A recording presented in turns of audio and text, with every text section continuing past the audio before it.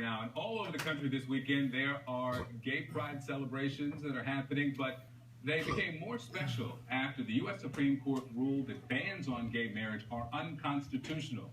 And for those who haven't said "I do" yet, on Friday, there was a rush to get marriage licenses. You're looking at pictures from Texas, a few from Ohio, Kentucky, Georgia as well. Some of the couples have waited decades to be legally wed. Now, among those couples, first in line to get married were Earl Benjamin and Michael Robinson. They've been together for 14 years. So when the court made its decision, they stood in line bright and early at the New Orleans Parish Marriage License Office. But the excitement turned to tears and frustration when the couple was told you look so cute. They still could not get married in their home state. Now, if you're wondering how Louisiana could seemingly ignore the ruling of the highest court in the country, well, Earl and Michael are too, and are joining us now. Good to have both of you with us. Good morning. So let's start with the story that you were told, because initially I understand it wasn't the governor's reflection on the high court's decision. It had something to do with the form saying bride and groom. Explain what happened initially.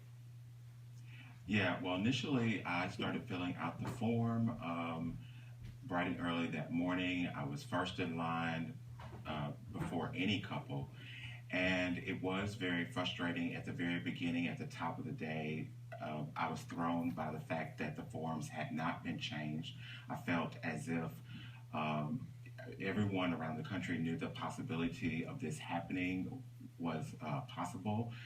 So I was struck, found it odd, and it was a bit disheartening to see that the forms had not been changed, and that gave me some kind of sign that maybe they weren't going to be prepared for this today. And the wait went on hour after hour. We understand 4 hours until you learned from a spokesperson there that despite the Supreme Court's ruling, Governor Jindal would not allow same-sex marriages until the lower federal appeals court ruled on Louisiana's same-sex marriage ban.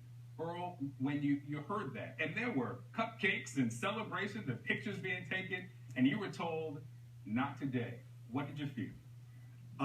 We kind of saw it coming a few minutes, probably like 30 minutes before it actually happened.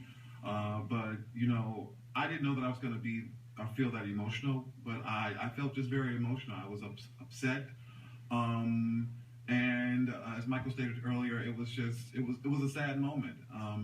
Here you have been told this morning that we have the right to marry one another and validate our love. We are there. We are seeing our fellow Louisianans come in and out and congratulate us, and seeing discrimination right before your eyes. It was just a sad situation. But one thing that made me hopeful is, and I think it's important for people to know this about Louisianans, is all of the couples that came in, they were all diverse, they were young, they were old, they were African American, they were Asian. They all congratulated us, and they all told us to stick in there, and they were excited. I think the Supreme Court has made a decision, and I think the country is favorable of that decision, and it's time to move on. The Supreme Court did not say 25 days, 24 hours, or 2 weeks. It should be marriage equality now in Louisiana. Michael, this is from Governor Bobby Jindal, who we know now is running for the Republican nomination for president. He said through a statement, marriage between a man and woman was established by God, and no earthly court can alter that. The decision will pave the way for an all-out assault against the religious freedom rights of Christians who disagree with this decision. That's from the governor. What do you want to say to Governor Bobby Jindal? Well, I believe that people have the right to feel the way that they believe. I believe in religious freedom even. But I do believe that where one person's rights ends at the other person's nose.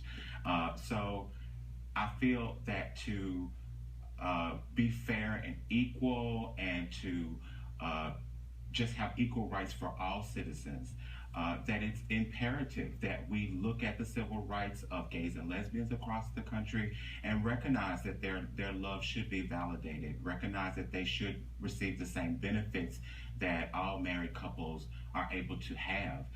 So while I'm not against anyone, I'm a believer myself. I believe I'm a Christian. I believe in God, and I believe that this is what my God wants for me. Yeah. I know that a lot of people may not be able to accept that, but just the way that I respect their opinion about marriage equality for gays and lesbians, I feel that our civil rights are being violated, and we should be respected as well. We're hearing the fight coming from not only the governor there in Louisiana. To be fair, we have to say it's coming from Mississippi, Texas, other states as well. Well, Michael and Earl, I thank you for sharing your story with us, and I wish you very well. Congratulations on whenever the nuptials happen. Thank you, Victor. Christy. So CNN conducted an investigation into alarming mortality rates among infant heart patients, and it